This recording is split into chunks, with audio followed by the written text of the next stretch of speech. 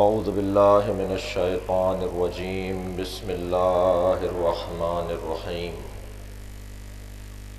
الحمد للہ الذی لا یبلغ مدحتہ القائلون ولا یحصی نعماءہ العادون ولا یعدی حقہ المجتہدون الذی لیس لصفتہ حد محدود ولا نعت موجود ولا وقت معدود ولا عجل ممدود فطر الخلائق بقدرته ونشر الرياح برحمته الصلاة والسلام على الرسول المسدد المصطفى العمجد المحمود الأحمد سيدنا ومولانا ومولى الكونين جد الحسن والحسين عاني أبا القاسم محمد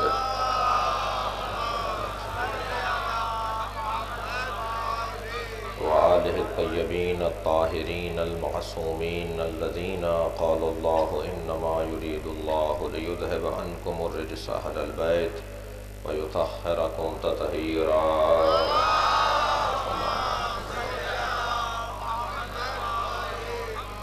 ولعنۃ اللہ علی اعدائہم اجمعین من یوم عداوتہم الی قیام یوم الدین اما بعد فقد قال الحکیم فی قرآن الکریم بسم اللہ الرحمن الرحیم ما کان محمد ابا احد من رجالکم ولکن رسول اللہ وخاتم النبیین کان اللہ بکل شیء علیما صلوات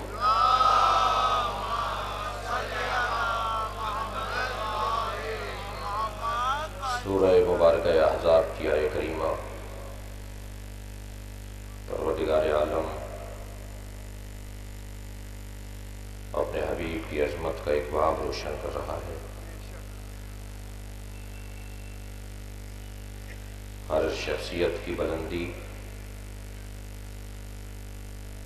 اس کے ذکر کی وجہ سے، اس کی فکر کی وجہ سے، اس کے کردار کی وجہ سے اور اس کی مصیبت کی وجہ سے ہوتی ہے۔ یہ چار چیزیں شخصیت کو بلند کرتی ہیں۔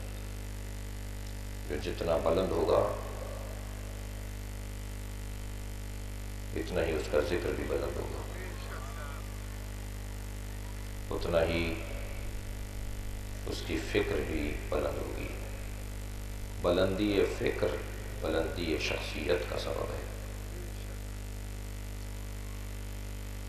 کسی شخصیت کو فوٹوں سے اور قد سے نہیں ناپا جاتا، بلکہ اس کی شخصیت سے ناپا جاتا ہے۔ اس کی فکر بلند ہوگی تو اس کی شخصیت بلند کہلائے گی۔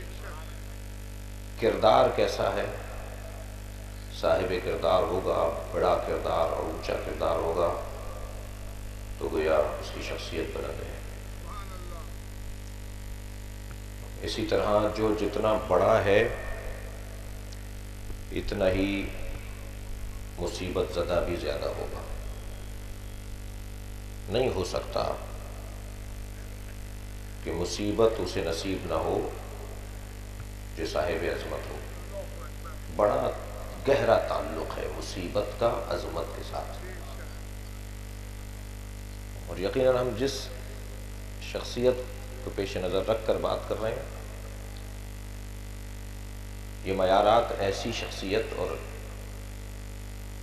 اس شخصیت کی جانب سے بتائی جانے والی شخصیتوں کے لیے ہیں، ورنہ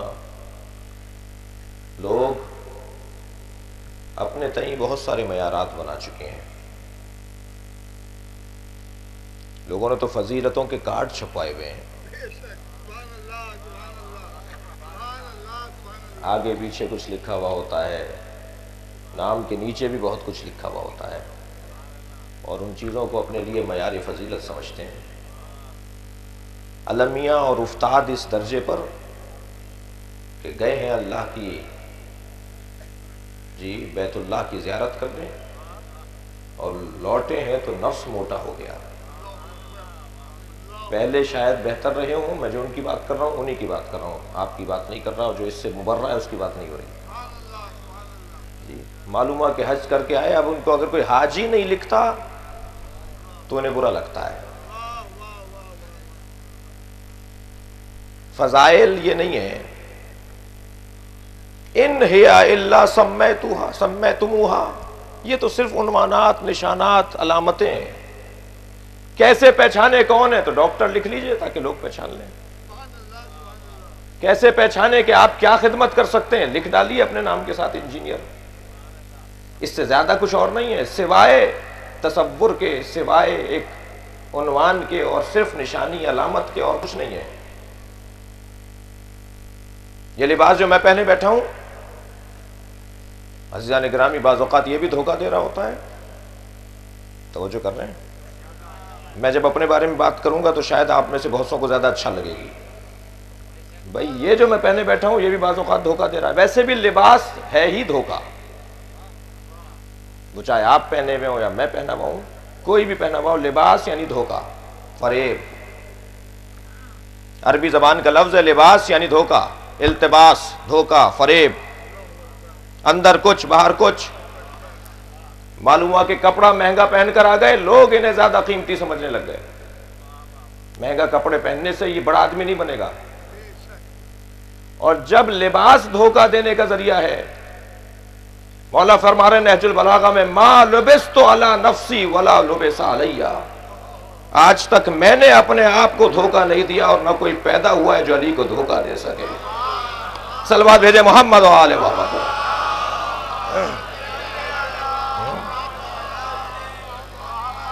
لباس دھوکہ دیتا ہے، بات یہ کر جی فرمائیں، ایک صلوات بھیجے محمد و آل محمد۔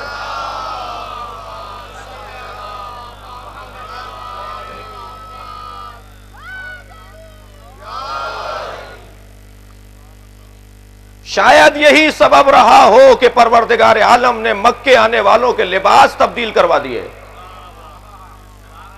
کہ تم جب اپنے لباسوں میں، علاقائی حلیوں میں ہوتے ہو تو تم اپنے لیے کچھ نشانیاں، علامتیں رکھتے ہو، پہچاننا مشکل ہو جاتا ہے۔ جب میرے پاس آؤ سب ایک جیسا کپڑا پہن کر آؤ، اور وہ کپڑا پہن کر آؤ جو دنیا میں سادہ ترین فرد، غریب ترین فرد بھی پہن سکتا ہو۔ لٹھا پہن کر آؤ، سفید کپڑا پہن کر آؤ، تہمت باندھ کر آؤ، زیادہ سے زیادہ ایک اوپر ایک چادر لے لو، تاکہ اگر تمہارا حلیہ دکھائی دے تو یہ حلیہ دکھائی دے کہ فقیر دنیا میں کیا پہن سکتا ہے، وہ امیر پہن کر آیا ہے۔ صاحبان ثروت اور صاحبان صحت لوگوں کو اللہ نے اپنے گھر بلایا ہے۔ اور مجھے یہ جملہ بھی کہنے دیں کہ معاشرے میں سب سے زیادہ پریشانی انہی دونوں لوگوں سے ہے۔ جس کی صحت اچھی ہے وہ کچھ بھی کر سکتا ہے، اور جس کے پاس پیسہ زیادہ ہے وہ بھی کچھ بھی کر سکتا ہے۔ لہٰذا اللہ نے دونوں کو، جو زیادہ پیسے والے ہیں وہ بھی اور جو زیادہ اچھی صحت والے ہیں وہ دونوں کو بلا لیا، مکے بلا لیا۔ آ جاؤ یہاں آ کر اپنا لباس تبدیل کرو اور ایک لباس پہن کر آؤ جس میں تمہاری کوئی تمیز نہ رہنے پائے کہ پاکستانی ہو، ہندوستانی ہو، ایرانی ہو۔ تم یہاں بندے بن کر آئے ہو، پاکستانی بن کر نہیں آئے ہو۔ وہ ساری نشانیاں پروردگار عالم نے مٹوا دی۔ اور پھر انسان کو ایک چیز اور بھی دھوکہ دیتی ہے، وہ ہے ہمارے سر کے بال۔ دور سے دیکھ کر پہچان لیتے ہیں فلاں صاحب آ رہے ہیں، کہ اپنے سر کے بال بھی اتار دو تاکہ تمہارا وہاں کوئی نشانی، کوئی شناخت رہنے نہ پائے۔ اور جو بارگاہ الہی میں اپنی نشانی مٹا دیتا ہے، پھر اس کی نشانی ایسے بنتی ہے جسے حسین کہا جاتا ہے۔ صلوات بھیجے محمد و آل محمد۔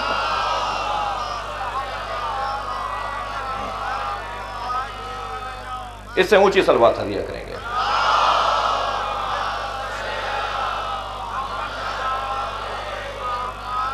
اس آیہ کریمہ میں پروردگار عالم اپنے نبی کی ذمہ داری کا اعلان کر رہا ہے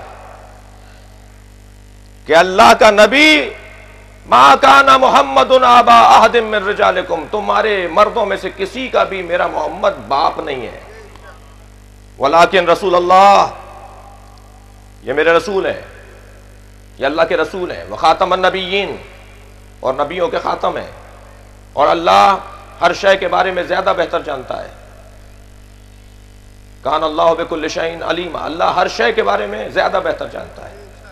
عزیزان گرامی، کل کی گفتگو سے آج کی گفتگو کو وابستہ کر رہا ہوں کہ یہ آیہ کریمہ نازل ہوئی کہ ہمارا محمد تم میں سے کسی مرد کا باپ نہیں ہے. پہلی بات تو یہ کہ مرد کا تذکرہ کیا ہے، بیٹی کی بات نہیں کی ہے. اور اگر کہا جائے کہ نہیں صاحب غالبیت کا مسئلہ ہے، علماء کرام تشریف فرمائے، صلوات بھیجے ذرا محمد و آل محمد.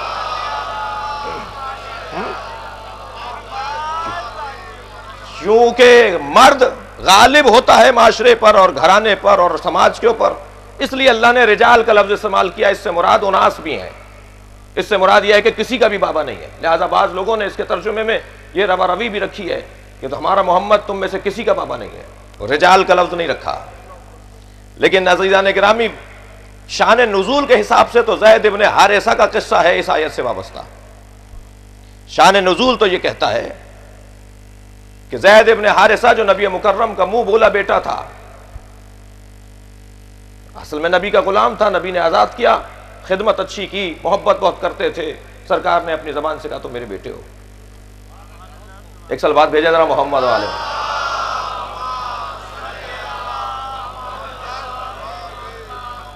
اور پھر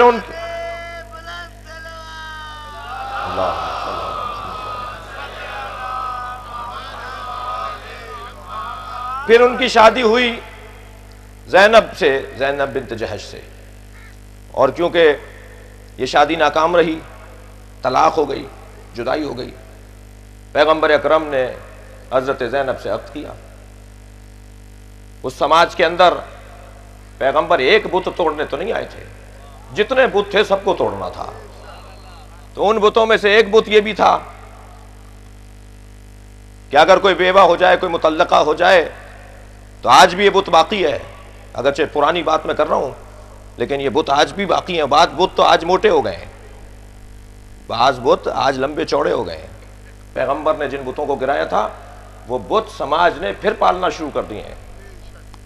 اپنے ہاتھ کے بت بناتے ہیں، خود پوجا کرتے ہیں اور پھر شکایت اللہ سے کرتے ہیں کہ مصیبتیں آ رہی ہیں. بھائی وہ مصیبتیں آپ ہی نے تو پالی ہیں، وہ مصیبتیں ہم نے ہی تو بنائی ہیں. فرشتوں نے آ کر تو وہ مصیبتیں نہیں دی تھی ہمیں، ہم نے خود اپنے لیے مشکلیں سجائیں، سنواریں، بنائیں، اور پھر جب ان میں گھر گئے، پریشان ہو گئے تو پھر شکایت اللہ سے. مکڑی جالا بنا رہی ہوتی ہے اور اپنے لیے ہی مصیبت بنا رہی ہوتی ہے. تو بہت سارے کام ایسے ہیں سماج کے کہ انسان اپنے لیے مشکل بنا رہا ہوتا ہے. وہ رسم و رواج، وہ چیزیں جو عزیزان گرامی ہمارے معاشرے میں ایک بت کی حیثیت بھی پا گئے ہیں، ان میں سے بہرحال ایک چیز یہ ہے کہ اگر رحلت ہو جائے محترمہ کی، تو اب کیونکہ ان کی عمر 60 برس کی ہے تو یہ تو شاید چاہتے ہوں کہ انہیں کوئی شریک غم اور شریک سرور مل جائے. صرف ضروری نہیں کہ غم کا ہی شریک ہو، شریک غم اور شریک سرور مل جائے انہیں، لیکن یہ تو شاید چاہتے ہیں، مگر بچے سب سے زیادہ رکاوٹ ہیں. بھائی ہمارے ابا کو کس بات کی کیا ضرورت ہے؟ کیا تم نے ایک ہی بات دماغ میں بٹھائی ہوئی ہے؟ صلوات بھیجے ذرا محمد و آل محمد. یہ ان بتوں میں سے ایک بت ہے جو پیغمبر نے گرایا اپنے زمانے میں. اور اگر آج میرے سماج کے اندر یہ بت موٹا ہو رہا ہے، لمبا چوڑا ہو رہا ہے، تو ماننا پڑے گا کہ ابھی بت پرستی کا مزاج گیا نہیں ہے. اور فرمایا کہ یہ شریعت اور ہے اور تمہارا مزاج اور ہے. تمہیں مزاج، اپنے مزاج کو شریعت پر ڈھالنا پڑے گا، شریعت تمہارے مزاجوں پر نہیں چلے گی. مزاج اور ہے، مشیت اور ہے، عادات رسومات اور ہے، شریعت اور ہے. عزیزان گرامی، نفس کو قربان کرنا بندگی کہلاتا ہے، نفس کو پالنا بندگی نہیں ہے. دو بھائی کھڑے ہیں، ایک لاہور سے آیا ہے، ایک بھائی کراچی کا رہنے والا ہے. دونوں نماز کے لیے کھڑے ہوئے مصلی پر. ایک مسافر ہے، ایک مقیم ہے. صلوات بھیجے ذرا محمد والے.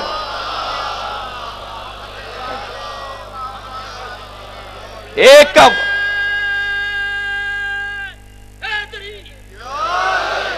کا وطن کراچی ہے اور ایک کراچی میں مسافر ہے. بھائی سگے ہیں، ایک ماں باپ کی اولاد ہے، دونوں مسافر ہیں، دونوں مصلی پر ہیں. ایک مسافر اور ایک مقیم ہے.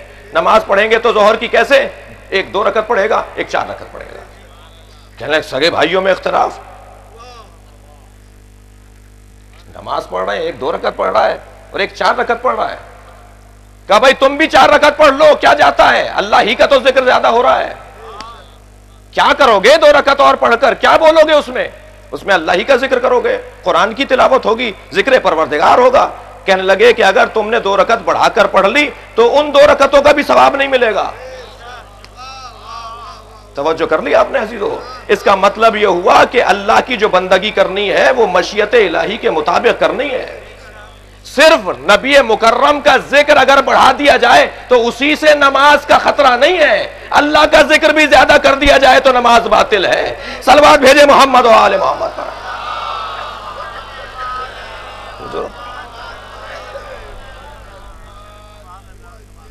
نہیں، وہی 2 رکعت نماز پڑھنی ہے جو تمہیں حکم دیا گیا ہے۔ یہ ہے شریعت، یہ ہے مشیت، یہ ہے حکم الہی۔ فرمایا کہ ما کان محمد ابا احد من رجالکم، زید ابن حارثہ ہی کی بات نہیں ہے۔ کہنے لگے صاحب یہ تو ان کی بہو بنتی ہیں، یہ اپنی بہو سے شادی کر رہے ہیں معاذ اللہ۔ جی زید بن حارثہ کی زوجہ زینب طلاق ہو گئی، کہیں ان کی بہو بنتی ہیں، بہو سے شادی کر رہے ہیں۔ قرآن مجید نے حکم دیا، اللہ نے پیغام نازل کیا، خبردار ہمارا محمد تم میں سے کسی ایک بھی مرد کا باپ نہیں ہے۔ یہ رسم توڑ دی۔ یہ تو شان نزول ہے عیسیٰ کریمہ کا، جو میں آپ کے سامنے آج 7ویں دن بھی تلاوت کر رہا ہوں۔ لیکن حقیقت امر یہ ہے کہ نبی مکرم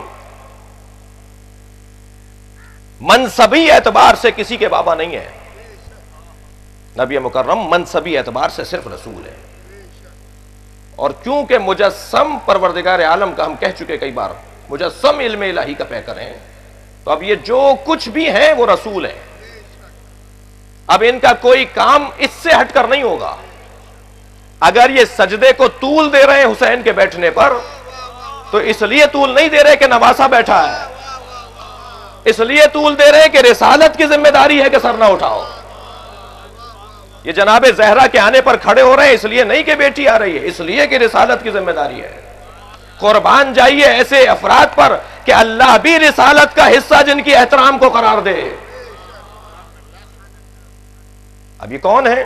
یہ در حقیقت رسول اللہ ہیں، خاتم النبیین ہیں۔ معنوی اور روحانی اور ولائی اعتبار سے پیغمبر ساری امت اور بلکہ پوری کائنات کے اوپر باپ کا درجہ رکھتے ہیں، سب پر باپ کا درجہ رکھتے ہیں پیغمبر اکرم۔ اور پھر ارشاد فرما دیا اپنی ایک حدیث کے اندر، انا و علی ابوا ہذہ الامہ، میں اور علی اس امت کے 2 باپ ہیں۔ نبی مکرم نے بتایا کہ باپ کی ذمہ داری کیا ہوتی ہے، اسے ذہن میں لے کر آؤ تو میں محمد اور میرا علی اس امت کے 2 باپ ہیں۔ اور ہذہ الامہ کہہ کر آخری زمانے کی امت کو اس کے اندر لے لیا، یعنی نبی کے زمانے سے لے کر قیامت تک جو امت محمدیہ کہلائے گی، اس کا اگر کوئی باپ ہے تو وہ محمد ہے اور علی ہے۔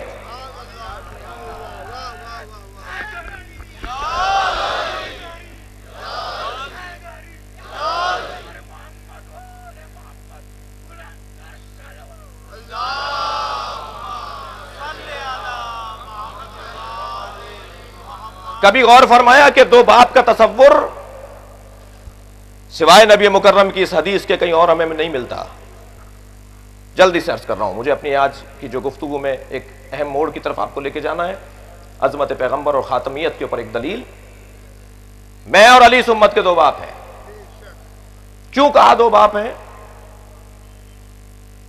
اس لیے کہ باپ کا کام اس وقت تک جاری رہتا ہے جب تک کہ اولاد کی تربیت مکمل نہ ہو جائے۔ اولاد جب تک بالغ نہ ہو جائے باپ پر شرعاً ذمہ داریاں عائد ہوتی ہیں۔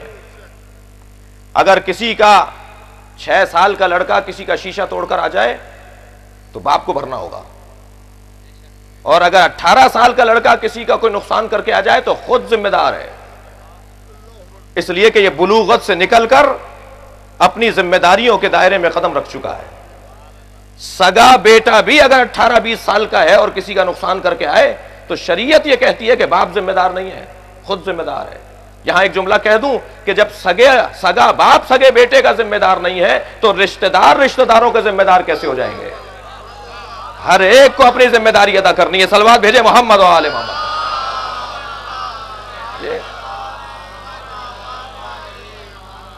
اب یہ جب تک بالغ نہیں ہو جائے گا باپ کی ذمہ داری ہے کہ اس کی تربیت کرے، نبی مکرم 23 برس کی نبوی حیات کے اندر سرکار دو جہاں رسالتی زندگی میں 23 برس تک امت کی تربیت کرتے رہے.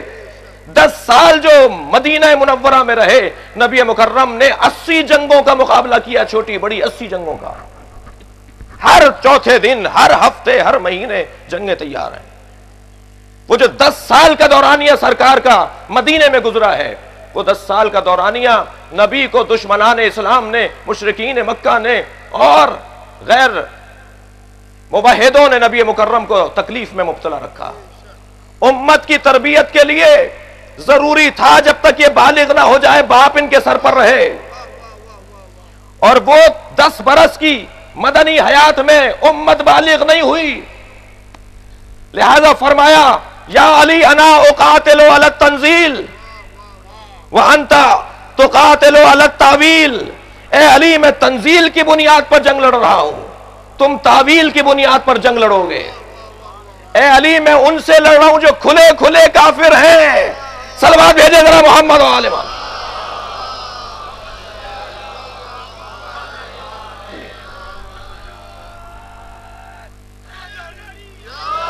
اور تم جنگ لڑو گے ان لوگوں سے کہ جن کو پہچاننا مشکل ہوگا کہ مسلمان ہیں یا کافر ہیں. تم تعویل کی بنیاد پر جنگ لڑو گے. اور مولا نے فرمایا میرے علاوہ کسی اور کے بس کی بات نہیں تھی جو میں نے جنگ نہروان میں کیا ہے. بڑا سخت مرحلہ تھا مولا کائنات کے لیے. ایک سبب تو یہ کہ امت کی تربیت جب مکمل ہوگی کہ جب تنزیل والے بھی اور تعویل والے بھی سامنے آ جائیں. اور دوسرا سبب شاید یہ رہا ہو عزیزان گرامی کہ آپ کے مشاہدے میں ہے جب شادی ہو رہی ہوتی ہے 2 جوانوں میں تو لڑکی کا وکیل لڑکی سے اجازت لینے کے بعد اس کے باپ سے بھی اجازت مانگتا ہے. اگر تقریب نکاح میں باپ موجود نہ ہو تو نکاح خان تردد کا شکار ہو جاتا ہے. کیوں نہیں آئے، کہاں ہیں، ناراض تو نہیں ہے. 50 سوال کریں گے. بہت سارے محتاط لوگ نہیں پڑھاتے نکاح کہ جب ان کا وجود انہیں معلوم ہو کہ یہی موجود ہے مگر شادی میں راضی نہیں ہے. کیوں؟ اس لیے کہ باپ ولی ہے. باپ سے پوچھیں گے حضور اجازت ہے کہ آپ کی بچی کا نکاح پڑھا دوں؟ لیکن کبھی آپ نے دیکھا کہ ماں سے پوچھا ہو؟ ماں کا احترام تو اتنا ہے کہ اس کے پیروں کے نیچے جنت ہے. ماں کا احترام باپ سے زیادہ ہے. احترام اور ہے، ولایت اور ہے. اگر امت اس بات کو سمجھ لے، اگر امت اس بات کو سمجھ لے تو بہت ساری الجھنیں دور ہوں گی. احترام بہت ہے، ماں کا احترام بہت ہے، مگر ولایت باپ کو حاصل ہے. مولا فرما رہے ہیں میں اور علی اس امت کے 2 باپ ہیں. شاید پیغام یہی ہے اگر کسی میدان میں کوئی ماں باپ کے سامنے آ کے کھڑی ہو جائے تو دیکھنا باپ کیا کہہ رہا ہے. صلوات بھیجے ذرا محمد و آل محمد پر.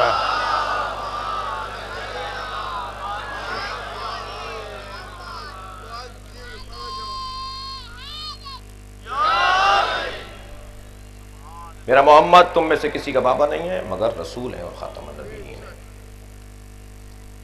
عزیزان گرامی، عظمتوں کے بیان میں سرکار کی ایک عظمت یہ ہے کہ قرآن نے جو اللہ کا کلام ہے سرکار 2 جہاں کو پوری کائنات پر ناظر قرار دیا ہے. وہ بظاہر ان کے زمانے کے لوگ ہوں یا ان کے زمانے سے پہلے کے لوگ ہوں یا ان کی ظاہری رحلت کے بعد کے لوگ ہوں. کیفا اذا جئنا من کل امت بشہید. اے میرے حبیب یاد کرو کہ ہم نے ہر امت کے لیے ایک گواہ قرار دیا ہے. وَجِئْنَا بِكَ عَلَىٰ هَٰؤُلَاءِ شَهِيدًا. ہر امت پر ہم نے ایک نبی بنایا ہے، ایک گواہ بنایا ہے. قیامت میں ہر نبی اپنی امت کی گواہی کے طور پر لایا جائے گا. اور اے میرے پیغمبر ہم نے آپ کو سارے نبیوں پر گواہ بنایا ہے. آدم علیہ السلام سے لے کر حضرت عیسیٰ تک جتنے بھی نبی اپنی اپنی امتوں پر آئے ہیں وہ اپنی امت پر گواہ. مگر ہمارے پیغمبر 1,23,999 پیغمبروں پر گواہ.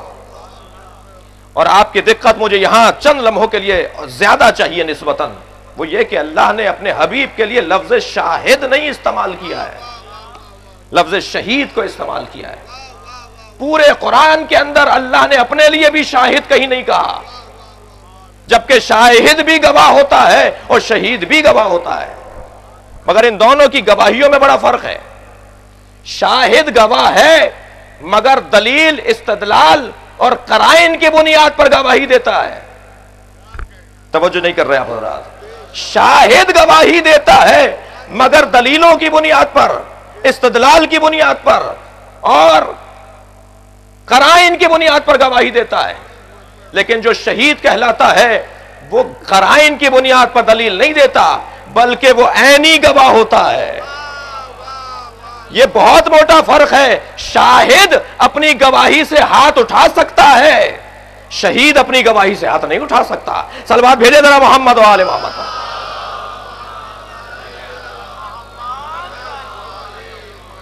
اس لیے کہ شہید عینی گواہ ہے، اس نے اپنی آنکھوں سے دیکھا ہے.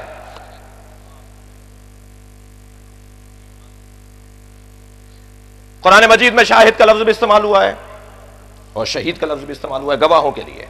یہی گواہ جو عدالتوں میں بھی پیش ہوتے ہیں، یہی گواہ جو فیصلوں کے درمیان بلائے جاتے ہیں. ان دونوں کے لیے قرآن مجید نے شاہد کا لفظ بھی استعمال کیا، شہید کا لفظ بھی استعمال کیا. اور یہی مدعا دلیل کے طور پر لے کر آ رہا ہوں اس مدعا کے اوپر کہ جو قرائن کی بنیاد پر بات کرے وہ شاہد ہے اور جو عینی گواہ بنے وہ شہید ہے. کیا کہا؟ وہ شاہد جو قرائن کی بنیاد پر بات کر رہا ہے. قرآن کہہ رہا ہے شہد شاہد من اہلہا ان کان قمیصہ قد من قبل فصدقت. ہوا یہ کہ جب حضرت زلیخا حضرت یوسف اس حجرے سے نکلے کہ جہاں زلیخا پہلے سے تھی، اور وہ قرآنی قصہ جس کی طرف ہم نے ایک دن اور دوسری حدیث سے حوالہ دیا تھا. تو حضرت یوسف جب باہر آئے تو اس خاتون نے، البتہ اب یہ جو قصہ ہے نا قرآن کا، یہ قاریوں کو بھی پڑھنے کے لیے بالکل اجازت نہیں ہے. بالکل بے معنی بالکل جی.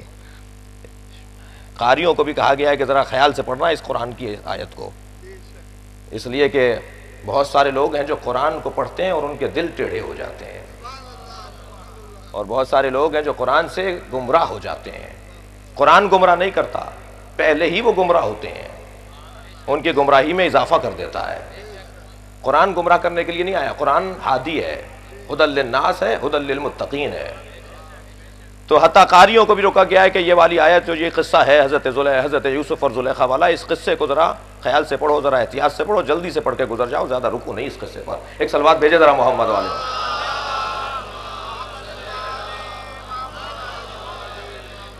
تو بہرحال اس نے ہاتھ بڑھایا اور حضرت یوسف کی قمیض پھٹ گئی، اور پھر اسی وقت میں عزیز مصر آ گئے.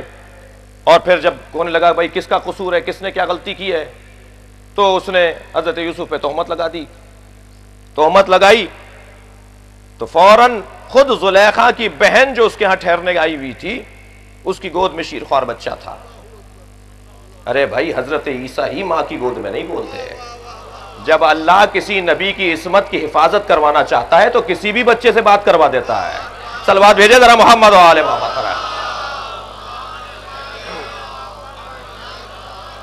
اور ادھر جب یہ تہمت لگنے لگی تو حضرت یوسف کے دفاع میں وہ بچہ گویا ہوا جو شیرخوار تھا، اور اس نے یہ کہا جو جملے قرآن میں نقل ہوئے ہیں. اس نے کہا کہ سنو شاہدہ شاہد من اہلہا. اب یہ اللہ کہہ رہا ہے، یہ الفاظ اللہ کے ہیں، یہ کلام اللہ کا ہے. وہ جملے اس کے ہیں جو اللہ نے نقل کیے ہیں کہ خود زلیخا کے اہل اور خاندان اور رشتہ داروں میں سے ایک شاہد نے گواہی دی. کیا کہا؟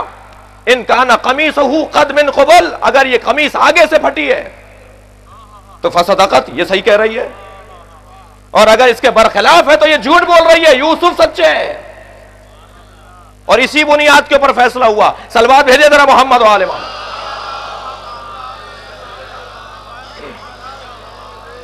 اس کا مطلب یہ ہوا کہ شاہد وہ ہو سکتا ہے جو قرائن کی بنیاد پر دلیل لے کر آئے اور قرائن کی بنیاد پر گواہی دے، مگر وہاں قرآن شاہد کہہ رہا ہے.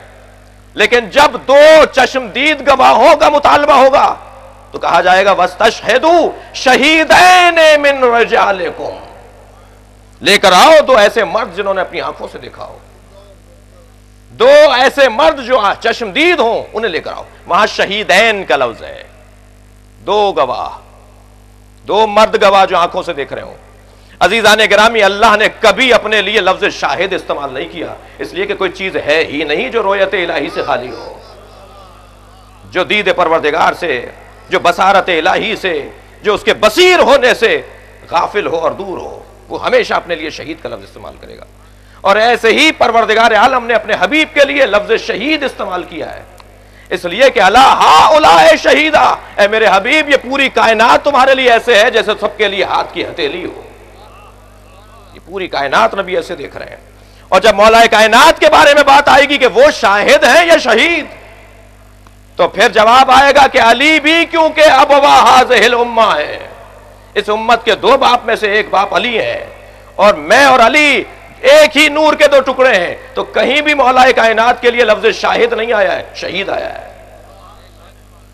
اور جب مولا سے پوچھا ساسا ابن سوہان نے، جو مولا کے خاص شاگرد ہیں، صحابی ہیں، پوچھا مولا ہمارے نزدیک آپ کے بڑے فضائل ہیں۔ اچھا یہ گفتگو اس وقت کی ہے جب مولا کو ضربت لگ چکی ہے، بستر شہادت پر ہیں، زخم مولا کو گہرا لگا ہوا ہے، اور شاید جس دن شہادت کا دن ہے 21 ماہ مبارک رمضان، اسی دن جو گفتگو ساسا ابن سوہان نے کی ہے اس گفتگو کا یہ حصہ ہے کہ مولا آپ جا رہے ہیں،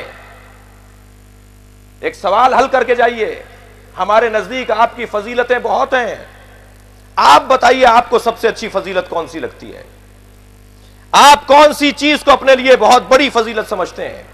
تو میرے مولا نے فرمایا سورہ رات کی آخری آیت، جس میں پروردگار عالم نے کہا وَيَقُولُ الَّذِينَ كَفَرُوا لَسْتَ مُرْسَلًا، اے میرے حبیب جنہوں نے کفر اختیار کیا وہ یہ کہتے ہیں اور کہتے رہیں گے کہ آپ بھیجے ہوئے رسول نہیں ہیں۔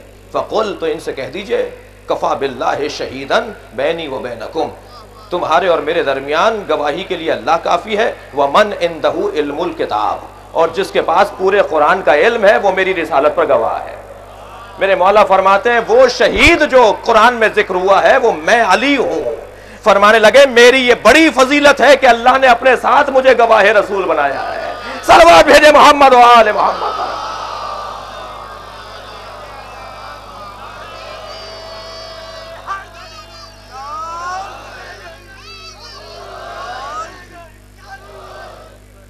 توجہ ہے، وہاں شاہد یہاں شہید، اور شہید یعنی جو عین رکھنے والا ہو، چشمدید ہو، عینی گواہ ہو۔ ہمارے نبی کو اللہ نے پوری دنیا میں آنے والے، پوری تاریخ کے اندر آنے والے ہر پیغمبر پر گواہ بنایا ہے، آنکھوں سے دیکھا ہے پیغمبر نے۔ اور پھر قرآن مجید بار بار کہتا ہے کہ یاد کرو موسیٰ کے ساتھ کیا ہوا، یاد کرو کہ جب ہم آدم کو بنا رہے تھے، یاد کرو جب ابراہیم نے یہ حکم دیا، یاد کرو جب ابراہیم نے اپنے بیٹے سے کہا، وہ یاد کروا رہا ہے پروردگار۔ عزیزو کل میں نے ایک جملہ کہا جس کو مکمل بیان کرنا تھا، اور کل کی وقت تنگ ہو جاتا ہے تو موضوع کو مختصر کرنا ہوتا ہے اور بات کو گریز لینا پڑتی ہے، کہ یوں تو ہر ہمارا امام صادق ہے، سارے سچے ہیں، ہر امام کاظم، ہر امام نقی، ہر امام تقی، ہر امام مرتضی، ہر مجتبی، ہر شہید، لیکن صفت عام ہوا کرتی ہے، جب وہی صفت لقب بن جائے تو پھر خاص ہو جاتی ہے۔ صداقت کی صفت عام ہے، ہر نبی صادق ہیں، ہر امام صادق ہیں، لیکن جیسے ہی اسے لقب میں ڈھالیں گے تو اب وہ صفت عام نہیں رہے گی بلکہ لقب خاص بن جائے گا۔ اب کسی اور کے لیے لفظ صادق استعمال نہیں ہوگا اگرچہ سب صادق ہیں، اب کسی اور کے لیے لفظ کاظم نہیں پکارو گے جبکہ سب کاظم ہیں، کیوں؟ اس لیے کہ لقب بن گیا ہے۔ پروردگار عالم نے نبیوں کو بھی لقب دیے، مثلا حضرت آدم کو کہا آدم صفی اللہ۔ صفی کے کیا معنی ہے؟ یہ صفت عام ہے صفی اللہ ہونا، ہر نبی صفی اللہ ہے، اس لیے کہ صفی کہتے ہیں چنا ہوا، آدم یعنی اللہ کا چنا ہوا نبی۔ تو مجھے آپ بتائیں ذرا ہاں ہوں کر کے کہ کیا اللہ کا کوئی اور پیغمبر چنا ہوا نہیں ہے؟ سارے نبیوں کو اللہ نے چنا ہے، کوئی ایسا نبی نہیں ہے جسے چنا نہ ہو اللہ نے، منتخب نہ کیا ہو اللہ نے، کوئی بھی نبی بغیر انتخاب کے نہیں ہے۔ اور عزیزان گرامی یہ تو طے ہے کہ پروردگار عالم نے سارے نبیوں کو چنا ہے. یہ کوئی آج کا دستور نہیں ہے، یہ پرانا اعلان ہے اللہ کا کہ نبیوں کو میں چنتا ہوں. اللہ اکبر. جب سارے نبی چنیدہ ہیں، صلوات بھیجے محمد و آل محمد. جب سارے نبی منتخب ہیں، جب سارے نبی صفی اللہ ہیں، تو پھر جب نبی صفی اللہ ہے تو جانشین نبی کو بھی صفی اللہ ہونا چاہیے. بھائی اصل تو صفی اللہ ہو اور فر صفی اللہ نہ ہو، اسے تو بدرجہ اولا صفی اللہ ہونا چاہیے. جج صاحب ایک ہفتے کی چھٹی پر جا رہے ہیں تو ایک ہفتے کوئی اور جج بیٹھے گا ان کی جگہ. اللہ کرے ہماری عدالتوں میں ایسا ہوتا ہو. معلوم ہوا کیسوں کی چھٹی ہو گئی، اور ہوتا ہے ایسا، کبھی کبھی کوتاہیاں بھی ہیں. تو جج اگر جا رہا ہے تو جج کی جگہ جو ایک ہفتے کے لیے آ رہا ہے وہ کون بٹھائے گا بھائی؟ اصل تو وہ صاحب ہیں کہ جو مستقل ہیں، یہ تو فرع ہیں. کون بٹھائے گا انہیں اس کی جگہ پر؟ سارے مقدمہ باز جو جن کے کیس وہاں پر ہیں. نہیں، آپ کی توجہ نہیں ہو رہی. میں اس سے زیادہ تاریخ کو نہیں کھول کے بیان کر سکتا. ایک صلوات بھیجے ذرا محمد و آل محمد پر.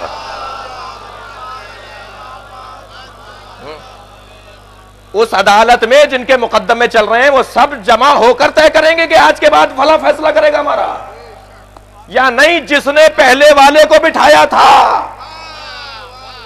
وہی فرعی اعتبار سے اور عارضی اعتبار سے اور نائبی طور پر اسے بھی بھیجے گا. ڈاکٹر جا رہے ہیں کچھ دن کی چھٹی پر، سرجن صاحب، تو سرجن صاحب کی جگہ پر جو دوسرا سرجن عارضی طور پر آئے گا اسے کیا مریض منتخب کریں گے؟ اسے مریض منتخب نہیں کریں گے، اسے بھی وہی منتخب کرے گا جس نے پہلے سرجن کو بھیجا تھا. یہ پرانا دستور ہے. آدم صفی اللہ ہیں، سارے نبی صفی اللہ ہیں، لیکن جب کہہ دیا آدم صفی اللہ تو اب یہ انتخاب عنوان یہ مخصوص ہو گیا حضرت آدم کے ساتھ، کیونکہ لقب ہو گیا ان کا. اسی طرح حضرت نوح نجی اللہ. نوح وہ ہے کہ جنہیں اللہ نے نجات دی. اب یہ نجی نجوا سے ہے. بھائی نشتر پار کی مجلس ہے، صاحبان دقت بیٹھے ہوتے ہیں، اور دقت کا یہ ہرگز مطلب نہیں ہے کہ دقت میرے جملوں پر ہو رہی ہو یا میرے اوپر دقت ہو رہی ہو. جی توجہ تھوڑی سی آپ کی میری زیادہ چاہیے. آپ کی دور سے بھی گردن ہلتی ہوئی نظر آئے گی تو میں سمجھوں گا کوئی بیٹھا ہوا ہے. ایک صلوات بھیجے ذرا محمد و آل محمد. تھوڑا سا میرا ساتھ دیجئے گا. میں یہ عرض کر رہا ہوں کہ یہ نجی کا جو لفظ ہے، بھائی ایک جانب تو آپ کا مطالبہ یہ ہے نا کہ ذرا گہری باتیں ہونی چاہیے، اور اگر گہری باتیں گہری ہی رہ جائیں، صلوات بھیج دے ذرا محمد و آل محمد.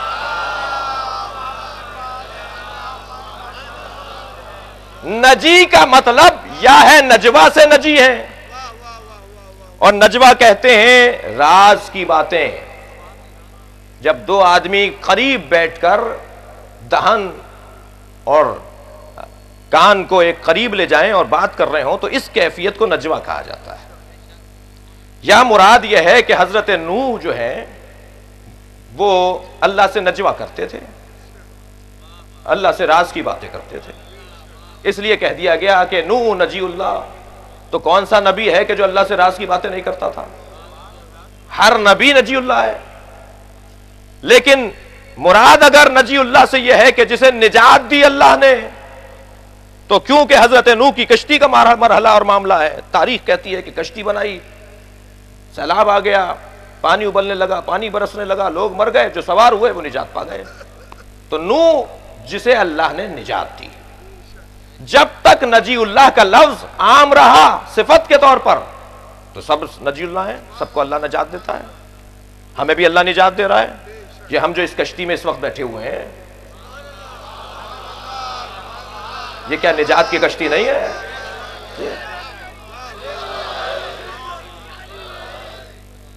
تو نجات تو سب کو اللہ دیتا ہے. یہ کیوں مخصوص ہے حضرت نوح سے؟ کیونکہ لقب ہو گیا. موسیٰ کلیم اللہ، موسیٰ کلیم پروردگار، اور کلیم کا مطلب یہ جو اللہ سے باتیں کرے. تو صفت تو عام ہے، ہر نبی اللہ سے بات کرتا ہے، لیکن کیونکہ حضرت موسیٰ کوہ طور پر جاتے تھے بات کرنے کے لیے، عنوان دیتے تھے، بتاتے تھے میں بات کرنے جا رہا ہوں، اور نبیوں کے ساتھ یہ نہیں تھا، وہی آ جاتی تھی جہاں بیٹھے ہوتے تھے، اللہ بات کرتا تھا، یہ مصلی پر بیٹھ کے اللہ سے بات کرتے تھے، لیکن خاص طور پر حضرت موسیٰ کا جو انداز گفتگو کا تھا اس کی بنیاد پر کہا گیا موسیٰ کلیم اللہ۔ چلے گئے، یا نبی اللہ موسیٰ، اے کلیم خدا موسیٰ، پانی برس نہیں رہا، لوگ مر رہے ہیں، قحط سالی ہو گئی ہے۔ فرمایا سارے لوگ ایک بیابان میں، ایک صحرا میں آ کے کھڑے ہو جائیں، میں دعا کروں گا، اللہ دعا قبول کرے گا۔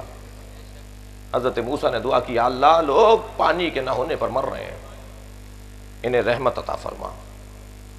آواز آئی، موسیٰ اس مجمع میں ایک گناہگار ہے، اسے کہو کہ نکل کے چلا جائے، اس نے گناہ اتنا بڑا کیا ہے کہ میری رحمت کے نزول میں مانے۔ حضرت موسیٰ پلٹ کر واپس آئے، کہا اس مجمع کے اندر ایسا گناہگار ہے کہ جس نے اللہ کی معصیت کی ہے، اور وہ نکلے گا تو بارش برسے گی، اور ہم دعا کریں گے اور بارش برسے گی۔ اب ہر انسان اپنے نفس پر بصیر ہے، وہ آدمی پہچان گیا کہ میں ہی ہوں، فوراً لو لگائی اللہ سے، یا اللہ نکلوں گا تو ذلیل ہو جاؤں گا، جب تک زندہ رہوں گا لوگ کہیں گے کیا کیا تھا، میں ذلیل ہو جاؤں گا، معاف کر دے مجھے۔ فوراً آواز آئی، موسیٰ دعا کرو قبول کریں گے۔ یا اللہ کوئی نہیں نکلا، کہا موسیٰ دعا کرو قبول کریں گے۔ حضرت موسیٰ نے دعا کی، پانی برس گیا، لوگ اپنے گھروں کو چلے گئے۔ حضرت موسیٰ پلٹ کر آئے تنہائی میں، یا اللہ کلیم اللہ ہے، یا اللہ تو نے کہا، میں نے پیغام دے دیا، کوئی نکل کر بھی نہیں گیا، تو نے دعا بھی قبول کر لی، وہ کون تھا؟ اللہ اکبر، رحمت پروردگار کو تو دیکھیے۔ اور میں یہاں رک کر ایک جملہ کہوں، عزیزان گرامی، جب بھی کسی مجمع میں بیٹھا کریں، ویسے بھی ہم مجمع میں بیٹھتے ہیں جس کو مجلس نام دیتے ہیں، ہم کسی مجمع میں نہیں بیٹھتے جو مجلس نہ ہو۔ ایک صلوات بھیجے ذرا محمد و آل محمد۔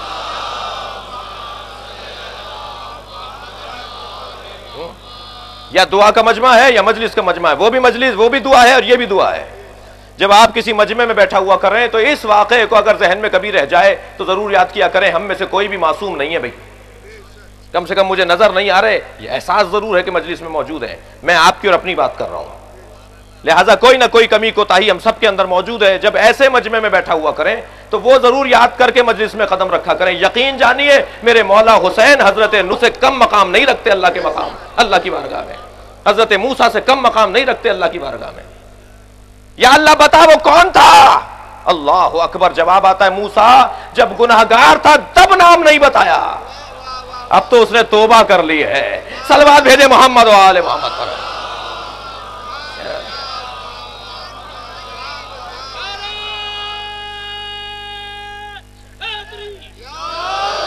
حضرت موسیٰ کلیم اللہ ہے۔ یہ لقب تو عام تھا، یہ صفت تو عام تھی، لیکن جب لقب بنا تو خاص ہو گیا۔ عزیزان گرامی، ایک اور لقب ہے اور وہ ہے خلیل کا لقب۔ دیکھیے صفی اللہ بہت بڑا مقام ہے، کلیم اللہ بہت بڑا مقام ہے، نجی اللہ بہت بڑا مقام ہے، مگر دوستی کا مقام کچھ اور ہے۔ پروردگار عالم نے کچھ دوست بھی بنائے ہیں اپنے، جنہیں کہا یہ میرا دوست ہے، ان میں سے ایک حضرت ابراہیم ہے اور ایک محمد مصطفیٰ ہے۔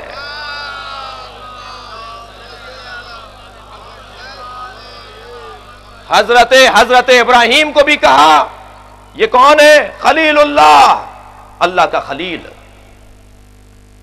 دوست۔ اچھا، کیونکہ ہم خلیل لکھتے ہیں اس کے نیچے بھی ترجمہ لکھتے ہیں دوست، حبیب لکھتے ہیں اس کے نیچے بھی ترجمہ دوست لکھتے ہیں، یہ میری زبان کی کمزوری ہے، ورنہ خلیل اور حبیب برابر نہیں ہے۔ میری زبان کے پاس کوئی اور لفظ نہیں ہے دوست کے علاوہ۔ صلوات بھیجے ذرا محمد و آل محمد۔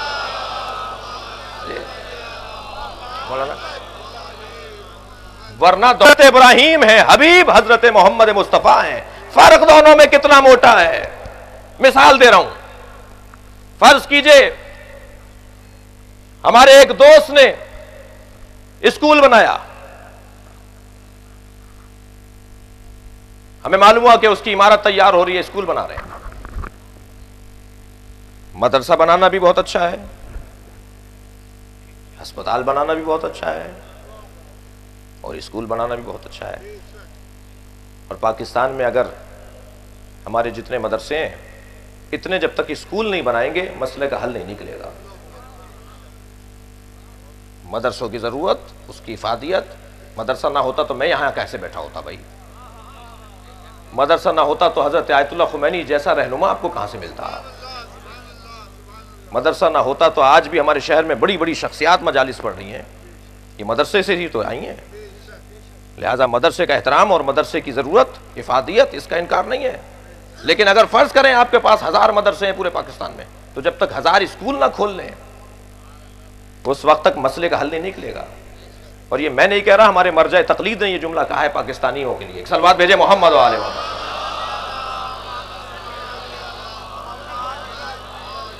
بہت ضرورت ہے ہمیں اسکول بنانے کی۔ تو ہمارے ایک دوست اسکول بنا رہے تھے، دوست ہیں ہمارے، ایک جگہ مل گئے، ہم نے کہا صاحب آپ کا اسکول دیکھنا چاہتے ہیں۔ کہنے لگے ٹائم نہیں ہے میرے پاس۔ دوست ہیں، کہا بھائی جب آپ ٹائم دیں گے اس پر آ جائیں گے، فلاں وقت آ جائیں، کہا نہیں اس وقت تو میں مصروف ہوں، فلاں وقت آ جائیں، نہیں میں اس وقت مصروف ہوں۔ بالآخر انہوں نے کوئی ہمیں ٹائم دے ہی دیا، اور جب ہم ان کا اسکول کی عمارت دیکھنے کے لیے گئے تو ساتھ ساتھ تھے، کہنے لگے یہ کمرے کلاس کے ہیں، یہ کمرے انتظامی ہیں، یہ کمرہ مثلا لائبریری ہے، یہ مثلا لیب ہے۔ وہ سارے اسکول کے جو بھی شعبے تھے وہ ہمیں دکھاتے رہے، اور ابھی دکھا رہے تھے کہ ان کا ایک مرتبہ کوئی رابطہ ہو گیا کسی سے، کسی نے رابطہ کر لیا، انہوں نے کہا مجھے جانا ہے، یہ دوسرا ساتھی میرا موجود ہے، آپ کو سارا اسکول دکھائے گا۔ تو دوست تو یہ بھی ہے۔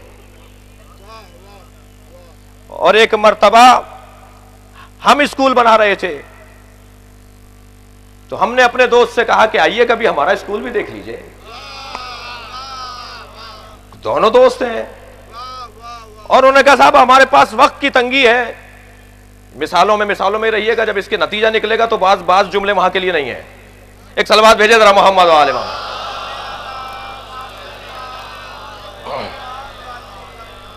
کہنے لگے وقت کی تنگی ہے، کیا کریں؟ نہیں ہمیں دیکھنا بھی ہے۔ کہنے لگے ٹھیک ہے، آپ کو دیکھنا بھی ہے، ٹھیک ہے، ہم دیکھنا چاہتے ہیں، آپ ہمارا اسکول دیکھنے کے لیے آ جائیں۔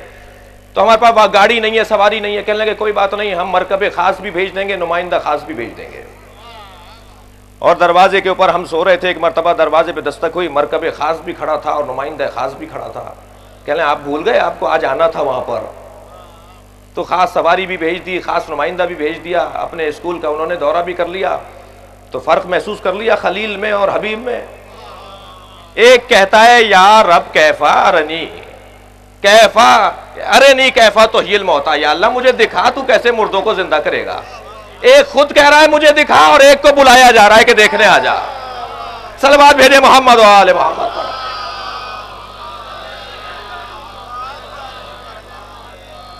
ایک کو طالب کہتے ہیں، جملے کو محسوس کریں گے، دوست دونوں ہیں، ایک طالب ہے ایک مطلوب ہے۔ ابراہیم طالب ہے، نبی مکرم مطلوب پروردگار ہے۔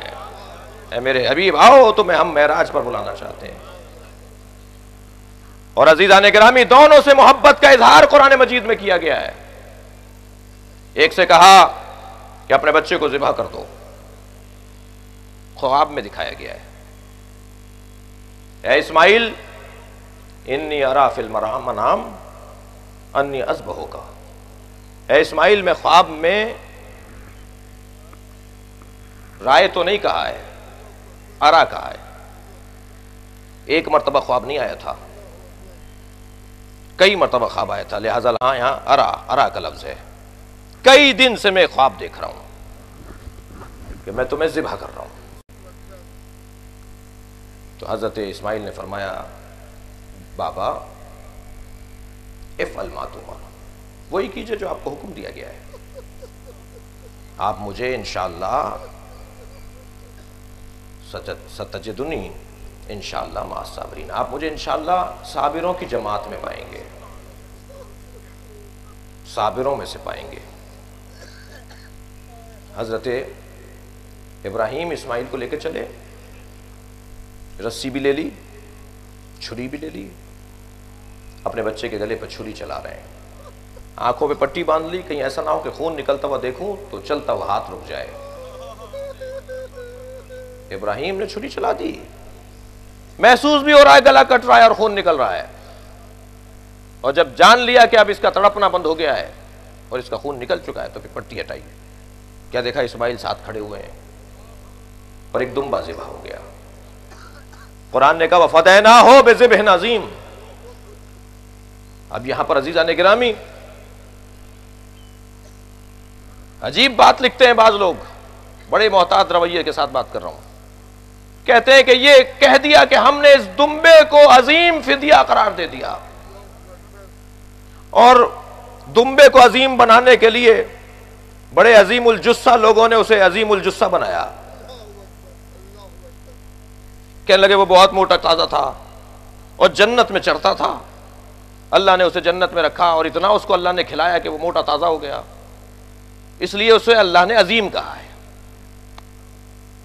وَفَدَيْنَاهُ بِذِبْحٍ عَظِيمٍ، کہنے لگے یہ جو دمبا کٹا ہے اسے اللہ عظیم کہہ رہا ہے۔ سمجھ میں نہیں آتی بات بعض لوگوں کو، عظیم کہہ کس کے مقابل رہا ہے ایک دمبے کو اللہ؟ ایک نبی زادے کے مقابل میں؟ کتنا ہی جنت میں رہے مگر اسماعیل کے مقابل عظیم کہا جائے گا؟ نہیں عزیزو، یہ عظیم الجثہ دمبا نہیں ہے جسے اللہ نے عظیم بولا ہو۔ یہاں پر بے جو ہے بے ذبح عظیم، علماء کرام تشریف فرمائے، میں مدرسے کا سبق سناؤں انہیں، یہ جو بے ذبح عظیم کا بے ہے یہ باعث صلہ نہیں ہے، باعث سببیت ہے۔ ہم نے اس دمبے کی وجہ سے ایک ذبح عظیم کے حوالے کر دیا، ایک بہت بڑی قربانی کے حوالے کر دیا ہم نے یہ معرکہ۔ یہ دمبے کے سبب سے ذبح عظیم آئے گا، یہ آگے ابھی ذبح عظیم دمبا نہیں ہے۔ اور بہرحال فارسی زبان کے اندر علامہ اقبال نے اردو میں تو کیا کچھ کہا ہے کیا نہیں کہا، لیکن فارسی میں ضرور علامہ اقبال نے فرمایا اللہ اللہ بائے بسم اللہ پدر، مانیے ذبح عظیم آمد پسر۔ کیا مقام ہے علی کا کہ بائے بسم اللہ علی قرار پائیں اور ذبح عظیم کا معنی حسین بن کر آ جائیں۔ مانیے ذبح عظیم آمد پسر، یہ در حقیقت حضرت ابراہیم بھی خلیل یعنی دوست اور نبی مکرم حبیب یعنی دوست۔ اب جو جتنا بڑا دوست ہے اتنا ہی بڑی قربانی دے گا۔ خلیل دوست ہیں، قربانی دے دی، حبیب بھی دوست ہیں، اب وہ بھی قربانی دیں گے۔ لہذا سر الشہادتین کے اندر شاہ عبدالعزیز محدث دہلوی لکھتے ہیں کہ یہ حسین کی قربانی در حقیقت نبی کی قربانی ہے، یہ امام کی شہادت در حقیقت نبی مکرم کی شہادت ہے۔ دو شہزادوں، دو فرزندوں کی شہادتین، اس کا راز یہ ہے کہ اللہ اپنے نبی کو عظمت دینا چاہتا تھا، اور وہ نبی مکرم کے فرزند نے اپنی قربانی اس انداز سے دی کہ اے ابراہیم تم ایک اسماعیل ذبح کرو گے تو تمہارے بچے کا لقب ذبیح اللہ قرار پائے گا، اللہ کا ذبیحہ، اور حسین 18 اسماعیل ذبح کریں گے۔ یہ حسین ابن علی کی قربانی بے ذبح عظیم کے حوالے کر دی جائے گی۔ بس عزیزو آج 7 محرم ہے، چلیے اپنے ذہنوں کو ذرا کربلا لے چلیے۔ آج سے کربلا میں پانی ختم ہو گیا، بند تو 4 محرم کو ہو گیا تھا جب شمر کا لشکر آیا اور اس نے ترائی پر قبضہ کیا، تو خیموں میں پانی کی ترسیل 4 محرم سے بند تھی۔ 7 محرم کو پانی ختم ہوا ہے، اب 7 سے لے کر عصر عاشورہ تک یہ سب پیاسے ہیں، اب پینے کے لیے پانی نہیں ہے۔ کربلا کی شدید گرمی، کربلا میں شدید گرمی اور پیاسوں کا العطش العطش کا نوحہ۔ چھوٹے چھوٹے بچے کوزے ہاتھوں میں لیے ہوئے، کبھی ایک خیمے میں جاتے ہیں پانی ہے، کبھی دوسرے خیمے میں جاتے ہیں پانی ہے، اور جو بڑی بیویاں ہیں وہ ان بچوں کو سمجھا کر بہلا کر روانہ کر دیتی ہیں، کہاں سے لائیں ان کے لیے پانی؟ 7 محرم سے بچے اتنے پیاسے ہیں۔ عزادارو، ان پیاسے بچوں میں سے ایک بچے کا تذکرہ آج ہوگا جو بظاہر یتیم بھی ہے۔ اجرکم اللہ، تکلف نہیں کریں گے عزادارو، اپنی آوازوں کو آزاد چھوڑیں گے۔ امام حسین شب عاشور خیموں کے درمیان سے گزر رہے ہیں، ایک خیمے سے ایک ماں کے بات کرنے کی آواز آ رہی ہے جو اپنے بیٹے قاسم سے بات کر رہی ہیں، اے قاسم، کل اپنے چچا پر اپنی جان کو قربان کرنا ہے، اور دیکھو اگر تم نے دیر کی تو کہیں ایسا نہ ہو کہ یہ تصور کیا جائے کہ ماں غیر خاندان کی تھی۔ اجرکم اللہ، کہا ماں مجھے کل اجازت مل جائے تو پھر بتاؤں گا کہ میں کس کا بیٹا ہوں۔ اجرکم اللہ۔ اور امام حسین سن کر آنکھوں میں آنسو بھر کر آگے بڑھے۔ جب روز عاشور شہادتوں کا سلسلہ شروع ہوا تو جناب قاسم آ کر کھڑے ہو جاتے ہیں، چچا جان مجھے اجازت ہے، اور امام فرماتے ہیں واپس چلے جاؤ۔ پھر آ کر کہتے ہیں چچا جان مجھے اجازت ہے، اور امام واپس کر دیتے ہیں۔ کچھ دیر کے بعد جناب قاسم آئے، ان کے ہاتھ میں ایک تعویذ تھا، فرمانے لگے میرے بابا نے میرے بازو پر باندھا تھا اور میری ماں سے کہا تھا مشکل وقت ہو تو اسے کھول لینا، میری ماں کے نزدیک اس سے زیادہ مشکل وقت کوئی نہیں ہے۔ تعویذ کو کھولا جو امام حسن کی تحریر تھی، اس میں لکھا ہوا تھا بھائی حسین میں کربلا میں نہیں ہوں، مگر میری جانب سے میرے قاسم کو قبول کر لو۔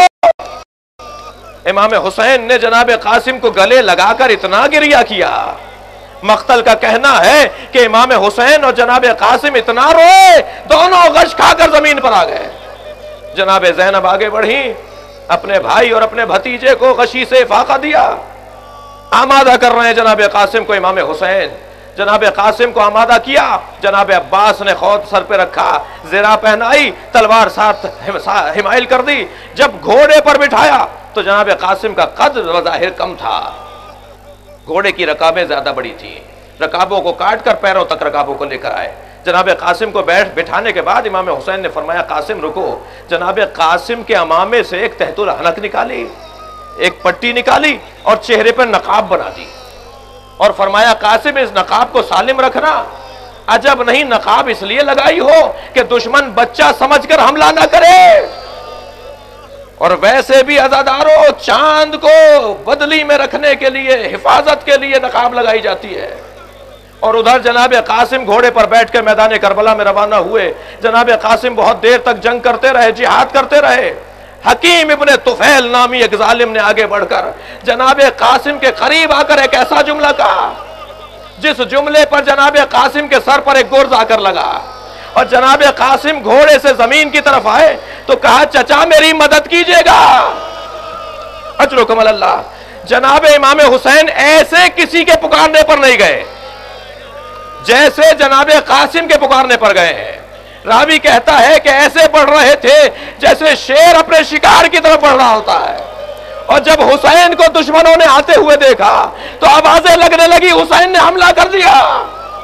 حسین خود میدان میں حملے پر اتر آئے، فوجیں بھاگنے لگی، یہاں کے گھوڑے وہاں گئے، وہاں کے گھوڑے یہاں دوڑے، قاسم کا لاشا پامال ہو گیا۔ اجرکم اللہ۔ جب پہنچے ہیں نا اپنے بھتیجے کے لاشے پر تو لاشا پامال ہو چکا تھا، مرثیہ پڑھنے لگے قاسم تمہارے چچا کے لیے بڑا گراں ہے، تم مدد کے لیے پکارو اور تمہارا چچا تمہاری مدد کو نہ پہنچ سکے۔ یہ کہہ کر جناب قاسم کا لاشا اٹھایا۔ عزاداروں لاشا کیسے اٹھایا؟ یا گٹھڑی میں اٹھایا ہے، یا وہ مقتل کا جملہ بھی سن لیجئے کہ یہاں بعض مقتل نگاروں نے لکھا ہے کہ جناب قاسم کا بدن تو بہت چھوٹا تھا لیکن جب حسین نے اٹھایا تو جناب حسین کے بدن سے بڑا بدن تھا۔ اللہ اکبر۔ اس لیے کہ گھوڑوں کے دوڑنے سے لاشا طویل ہو گیا۔ حسین لاشا یا گٹھڑی میں لائے ہیں یا اپنی پشت پر اٹھا کر لے کر آئے ہیں، لا کر گنج شہیدہ میں رکھ دیا، اور جب گنج شہیدہ میں لاشا رکھا تو فرمایا بہن زینب بھابی ام فروہ کو بلا کر لے آؤ۔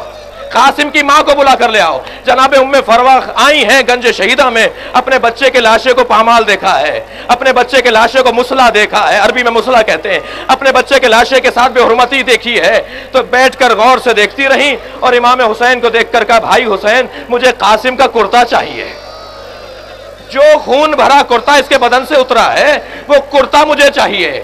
میرے مولا نے نہیں پوچھا بھابی اس کرتے کا کیا کریں گی، جناب زینب نے نہیں پوچھا بھابی کیا کریں گی، امام نے وہ کرتا جناب ام فروا کے حوالے کر دیا۔ جناب ام فروا نے اسے سنبھال کے رکھا۔ شام غریبہ سے کچھ پہلے عصر عاشور خیمے لوٹے گئے، چیزیں لوٹ لی گئیں، شام میں تبرکات واپس ہوئے، جناب ام فروا کے پاس وہ کرتا بھی واپس آیا، میری بیوی نے اسے گٹھڑی میں سنبھال کے رکھ لیا۔ یہ قافلہ مدینے کی طرف روانہ ہوا، جیسے ہی مدینے میں پہنچا بیوی کے سینے سے وہ گٹھڑی لگی ہوئی تھی، جب پہنچی ہے نا جنت البقیع میں، امام حسن کے قبر کے قریب آئی، گٹھڑی کھولی، کرتا نکالا، قبر پر پھیلا دیا، اے میرے والی تمہارے بچے کی نشانی لائی ہوں، تمہارے بچے نے وفاداری کا حق ادا کر دیا۔ الا لعنت اللہ علی قوم الظالمین فسيعلم الذین ظلموا أي منقلب ينقلبون۔ یا اللہ قبول فرما۔